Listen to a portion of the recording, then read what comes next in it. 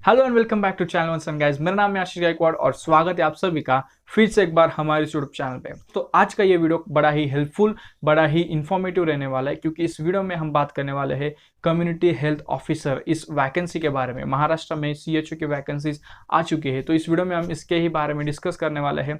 आप लोगों ने काफ़ी बार मुझे कई क्वेश्चंस किए हैं, कई तरह के सवाल पूछे हैं, जिसमें आपने कहा है क्या बीएससी नर्सिंग के बाद हम डॉक्टर बन सकते हैं, क्या बीएससी नर्सिंग के बाद हम अपना क्लिनिक खोल सकते हैं। तो इस तरह के कई सारे क्वेश्चंस आपने मुझे पूछे थे, तो इस वीडियो में आपको आपके क्वेश्चंस के आंसर मिलने वाला है। ये वीडियो आपके लिए काफ़ी हेल्पफुल रहने वाला है, तो इस वीडियो में बने रहिए, वीडियो को स्टार्टिंग से लास्ट तक देखते रहिए।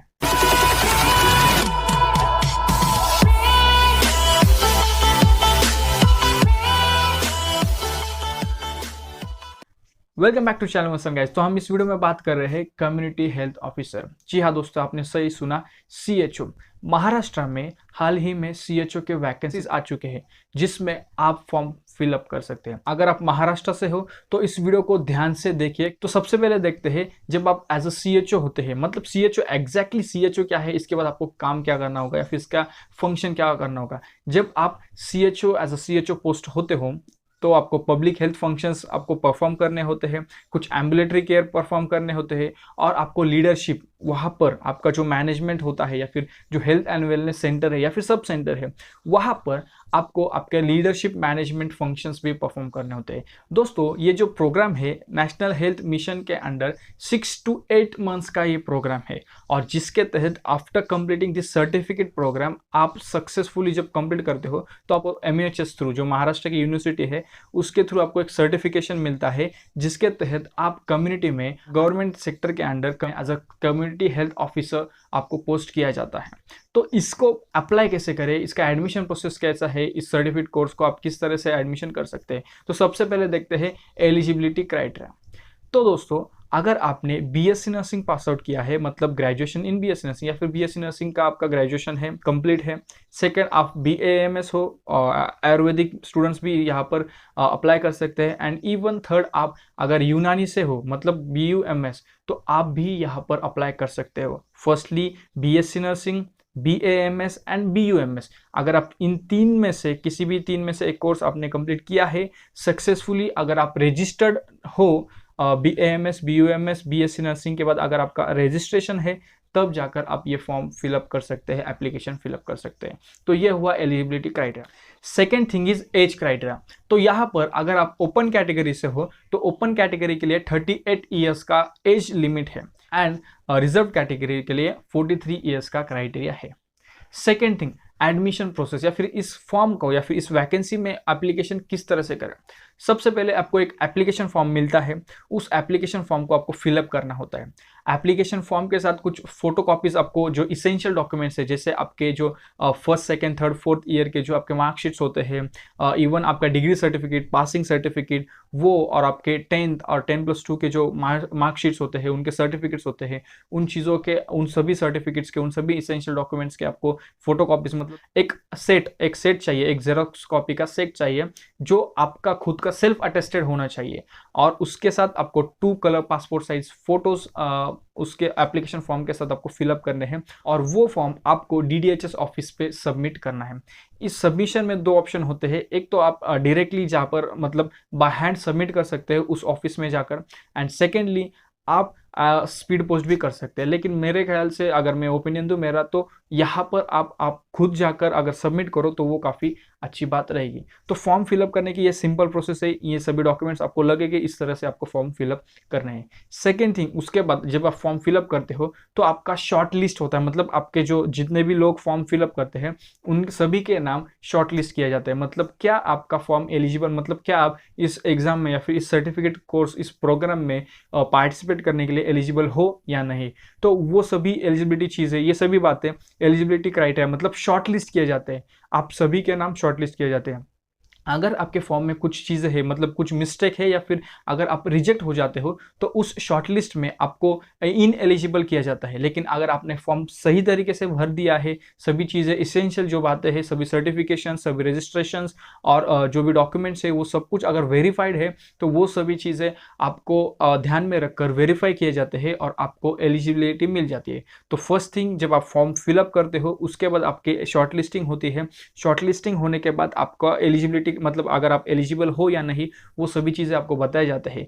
व्हेन यू आर एलिजिबल, उसके बाद जो नेक्स्ट स्टेप है वो है आपको एडमिट कार्ड मिलता है। मतलब एग्जाम डेट वहाँ पर अनाउंस की जाती है। एग्जाम डेट अनाउंस करने के बाद आपको आपके ईमेल आईडी पर एडमिट कार्ड मिलता है। तो इसलिए ईमेल आईडी अच्छी तरीके से भर दीजिए। और आप आपका फॉर्म या फिर आपका जो एप्लीकेशन है वो आप ईमेल से नहीं कर सकते, आपको आइदर बाय हैंड देना है या फिर आप स्पीड पोस्ट कर सकते हैं, लेकिन सबसे बेस्ट है आप बाय हैंड दे दीजिए। उसके अलावा दोस्तों, आपको जब आफ्टर शॉर्ट लिस्टिंग आपका एडमिट कार्ड आ जाता है आपके ईमेल आईडी पर, ईमेल आईडी पर एडमिट कार्ड आने के बाद आपको एक एंट्रेंस एग्जाम देने होते हैं। तो ये जो एंट्रेंस एग्जाम होती है वो 100 मार्क्स की एंट्रेंस एग्जाम होती है। हर एक क्वेश्चन को, मतलब सभी ऑब्जेक्टिव टाइप क्वेश्चंस होते हैं, यहाँ पर कुछ क्वेश्चंस दिए जाते हैं, सिलेबस होता है, उसके अकॉर्डिंग क्वेश्चंस आते हैं। 100 मार्क्स के क्वेश्चन, सभी क्वेश्चन को 2 मार्क्स कैरी करते हैं। यहाँ पर कोई भी किसी भी तरीके के नेगेटिव मार्किंग नहीं होते हैं। जो भी सिलेबस होता है वो ज़्यादातर रिलेटेड होता है टू द कम्युनिटी। तो कम्युनिटी के रिलेटेड सिलेबस आपको पढ़ना है, अच्छी तरीके से पढ़िए और वही चीज़ें आपको एग्जाम में पूछी जाती है। तो उस तरीके से आपको स्टडी करके एंट्रेंस एग्जाम आपको अपियर करना होगा। सो एंट्रेंस एग्जाम में व्हेन यू स्कोर 40 मार्क्स तो आप एलिजिबल हो जाते हो। फिर उसके बाद सिलेक्शन प्रोसेस होता है। ये क्राइटेरिया चेंज हो सकता है। ये जो सिलेक्शन प्रोसेस होता है, यहाँ पर राउंड्स होते हैं। जब आप एंट्रेंस एग्जाम पास करते हो तो फर्स्ट राउंड होता है वो डिस्ट्रिक्ट लेवल का होता है। मतलब आपने फॉर एग्जांपल जो नासिक डिस्ट्रिक्ट है, जो नासिक का डीडीएचएस ऑफिस है, वहाँ पर अहमदनगर, नासिक, धुले, नंदुरबार, ये सभी डिस्ट्रिक्ट्स वहाँ पर इस ऑफिस के, इस हेड ऑफिस डीडीएचएस ऑफिस के अंडर आते हैं। तो जो राउंड होगा फर्स्ट, वो अहमदनगर का सेपरेट राउंड होगा, धुले का सेपरेट राउंड होगा, नंदुरबार का सेपरेट राउंड होगा, नासिक का सेपरेट राउंड होगा। लेकिन अगर आप फर्स्ट राउंड में आपको अलॉटमेंट नहीं मिलता है, अगर आप फर्स्ट राउंड में आपका सिलेक्शन नहीं होता है, तो आप सेकेंड राउंड में भी जा सकते हो। सेकेंड राउंड में ये होता है कि आप जो डीडीएचएस है पूरा, फॉर एग्जांपल नासिक है तो नासिक में जो भी ऑफिसेज आते हैं, जो भी डिस्ट्रिक्ट्स आते हैं, धुले, नंदुरबार, अहमदनगर, ये सभी डिस्ट्रिक्ट्स में से आपको सेंटर मिल सकते हैं, सब सेंटर मिल सकते हैं। वो हुआ सेकेंड राउंड। और थर्ड जो काउंसलिंग राउंड होता है वो फाइनल राउंड होता है। इस थर्ड और फाइनल काउंसलिंग राउंड में आपको पूरा स्टेट लेवल पे, मतलब नासिक, औरंगाबाद, पुणे, सोलापुर, कोल्हापुर, सांगली, सातारा, इन सभी डिस्ट्रिक्ट्स में आपको सब सेंटर मिलने के चांसेस होते हैं। मतलब जो फर्स्ट राउंड होता है वो आपके डिस्ट्रिक्ट लेवल पर होता है, सेकेंड राउंड जो होता है वो आपके डीडीएचएस ऑफिस के लेवल पर होता है, थर्ड राउंड जो होता है वो स्टेट लेवल पर होता है। तो इस तरीके से सिलेक्शन प्रोसेस होती है। आपको सिलेक्शन, आफ्टर गेटिंग सिलेक्शन, आपको ट्रेनिंग सेंटर दिया जाता है। एंट्रेंस एग्जाम में पास होने के बाद आपको आपका ट्रेनिंग सेंटर के लिए सिलेक्शन होता है। जिस राउंड में, जिस भी काउंसलिंग राउंड में आपका सिलेक्शन होता है, वहां पर आपको ट्रेनिंग सेंटर अलॉट किया जाता है, तो आप ट्रेनिंग सेंटर ले सकते हो। तो उसके बाद एंट्रेंस एग्जाम के बाद आपको 6 मंथ्स का स्ट्रेट फॉरवर्ड 6 मंथ्स की ट्रेनिंग आपको करनी होती है। तो 6 मंथ के ट्रेनिंग में आपको 3 सब्जेक्ट्स होते हैं, मतलब 3 पेपर मॉड्यूल्स मिलते हैं। तो उन 3 पेपर मॉड्यूल्स को आपको पढ़ना है। Medicine, surgery, obstetrics and gynaecology, public health, कुछ फैमिली फोल्डर्स होते हैं वो आपको फिलअप करने हैं, पीडियाट्रिक्स, चाइल्ड, ये सभी सब्जेक्ट्स जो है वो आपको स्टडी करने होते हैं। तो इन सब्जेक्ट्स का आपको स्टडी करना है। और जो 6 मंथ्स का ट्रेनिंग है वहाँ पर कुछ विजिट्स भी होते हैं। तो इन 6 मंथ्स के ट्रेनिंग के बाद लेक्चर्स, थियरी, ये सभी चीज़ें होने के बाद आपको एग्जिट एग्जाम के लिए अपियर होना होता है। अब 6 मंथ्स और 8 मंथ्स ये क्यों है? जो यूनानी के स्टूडेंट्स हैं उनके लिए ये प्रोग्राम 8 मंथ्स का है। लेकिन जो बीएससी नर्सिंग और आयुर्वेदिक के स्टूडेंट हैं, आयुर्वेदा के स्टूडेंट्स हैं, उनके लिए ये प्रोग्राम 6 मंथ्स का होता है। बिकॉज ऑफ कुछ चीज़ें हैं जो यूनानी को नहीं होती है उनके डिग्री में, इस वजह से उनके लिए ये प्रोग्राम 8 मंथ्स का है। तो 6 और 8 मंथ्स के बाद जब आपकी एग्जाम होती है, एग्जिट एग्जाम, तो एग्जिट एग्जाम को आपको पास करना होता है। जब आप एग्जिट एग्जाम पास कर देते हो, then after passing your exit exam आपको आपके सब सेंटर में as a community health officer posting मिलती है या फिर आप पोस्ट होते हो। अगर आप फर्स्ट अटेम्प्ट में आपका एग्जिट एग्जाम पास नहीं कर पाते तो आपको सेकेंड अटेम्प्ट मिलता है।